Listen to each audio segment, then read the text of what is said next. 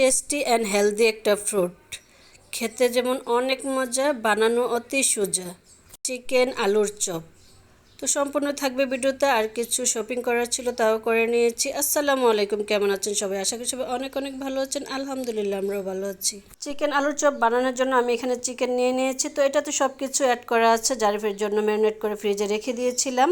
আর এখানে আলু সিদ্ধ দিয়ে দিয়েছি, আর আমি এগুলোকে ফ্রাই করে নিয়েছি। তো আলু সিদ্ধ হয়ে গেছে, আলুগুলোকে আমি ম্যাশ করে নিয়েছি, আর সব কিছু এখানে রেডি করে নিয়েছি যা যা লাগে।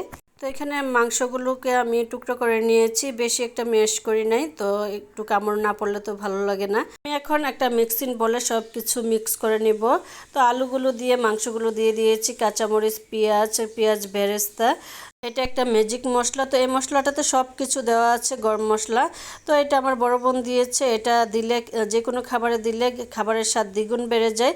আর এখানে শুকনো মরিচ দিয়ে দিয়েছি 3টা। দিয়ে আমি এখন সব কিছু অ্যাড করে নিব। আর একটা ডিম দিয়ে দিচ্ছি, দিয়ে ভালো করে মিশিয়ে নিব সব কিছু। তো আমার সব কিছু অ্যাড করা হয়ে গেছে। তো আমি এখন ভালো করে সব কিছু মিশিয়ে নিব। তো কেউ চাইলে চামচ দিয়ে করতে পারেন, হাত দিয়ে করলেই ভালো। সব জায়গায় একদম পারফেক্টভাবে সব কিছু মিশে যায়। আর একটু লবণ দিয়ে দিয়েছি পরিমাণ মতো, দিয়ে আমি এটাকে সুন্দর করে মিক্স করে নিব।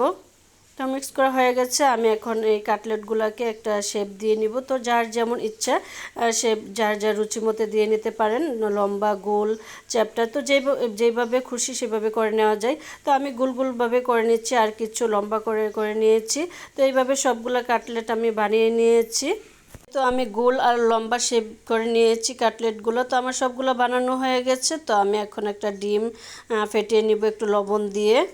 তো এটাকে ভালো করে মিক্স করে নিয়েছি। আমি এখানে টোস্ট বিস্কুট গুঁড়া করে নিয়েছি। আর আপনাদের হাতের কাছে যদি ব্রেড ক্রাম্বস থাকে তাহলে ইউজ করতে পারেন। এই তো আমি সবগুলা কাটলেট ডিমের মিশ্রণে ভালো করে চুবিয়ে নিব। তারপরে আমি বিস্কিটের গুঁড়ার মধ্যে ভালো করে চারপাশ কোটিং করে নিব।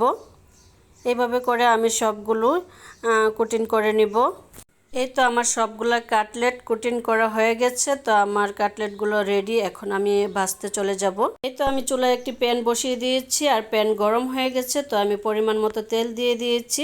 তো এই পর্যায়ে কেউ চাইলে এয়ারটাইট বক্সে ফ্রিজিং করতে পারেন। তো আমি ফ্রিজিং করব না, কারণ আমার সবগুলোই লাগবে। তো আমি সবগুলো এক এক করে ভেজে নিব। তো তেল গরম হয়ে গেছে, আমি সবগুলো এক এক করে দিয়ে দিচ্ছি। এই তো প্যানে আমি কিছু দিয়ে দিয়েছি। তো এগুলোকে বেশি বা কম আঁচে ভাজা যাবে না, মিডিয়াম আঁচে ভাজতে হবে, কারণ যেহেতু সব কিছুই সেদ্ধ করা আছে। তো এখানে আমি একটু একটু করে উল্টিয়ে দেব। এখন এক পাশ হয়ে গেছে, তো প্রায় হয়ে গেছে। এখন চাইলে কেউ উঠিয়ে নিতে পারেন। আমি আর একটু ভাজা ভাজা করে নিয়েছি। এই তো আমার কাটলেটগুলো ভাজা হয়ে গেছে। আমি একটা প্লেটে টিস্যু দিয়ে নিয়েছি। তো এক এক করে আমি সবগুলো উঠিয়ে নেব। তো সবগুলো উঠিয়ে নিয়েছি, আর কিছু আছে, তো এগুলো দিয়ে আমি সবগুলো ভেজে নিব। তো এইভাবে আমি সবগুলো কাটলেট ভেজে নিয়েছি। তো আমার সবগুলো ভাজা হয়ে গেছে। তো এখন কেমন হয়েছে এই যে দেখেন। তো চিকেন আলুর চপগুলো অনেক মজা হয়েছে, আর আপনাদের বাসায় ট্রাই করতে পারেন এইভাবে। আর এদিকে আমার ছেলে ভিডিও করবে, ক্যামেরাম্যান ক্যামেরা করছে। তো অনেক মজা হয়েছিল। তো বাসায় সবাই ট্রাই করতে পারেন, বেবিদের জন্য ঝাল কম দিয়ে বাসায় বেবিদেরকে খাওয়াতে পারেন। সবজিও খাওয়া হবে আর চিকেনও খাওয়া হবে। তো চাইলে এখানে গাজর অ্যাড করতে পারেন। তো আমার হাতের কাছে গাজর ছিল না, জারিফের বাবা আসতো, লেট হচ্ছিল। তো আমরা নিচে চলে গিয়েছি এগুলো নিয়ে ইফতার করতে। তো আমরা বাসতে সবাই মিলে একটু এনজয় করলাম, করে তারপরে ইফতার করলাম উপরে নিচে সবাই মিলে।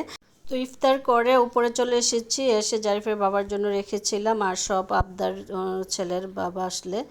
তো আমরা খাওয়া দাওয়ার পরে একটু চলে এসেছি শপিংয়ে। এসে যে রাজা সাহেবের মন খারাপ, রাজার ছেলের জুতা মিলে নাই, সাইজে পাচ্ছি না। আমরা অনেক উন্নত দেশে থাকি, এই যে চিপস খেয়ে চিপসের প্যাকেট নিয়ে ঘুরতেছি, কিন্তু যেখানে সেখানে ফেলছি না। তো এই তো জামা দেখতে চলে এসেছি আমার জন্য আর আমার ননদের জন্য। 2টা জামা নিয়ে নিয়েছি। দেখে আর এমনি দেখলে অনেক ভালো লাগে, কিনতে গেলে তখন আর পছন্দ হয় না। তো 2টা নিয়ে নিয়েছি, আমার আর আমার ননদের একটা। তারপরে 2 ভাইয়ের আরহাম আর জারিফের গেঞ্জি নিয়ে নিয়েছি। সবাই অনেক অনেক ভালো থাকবেন। ঈদ মুবারক।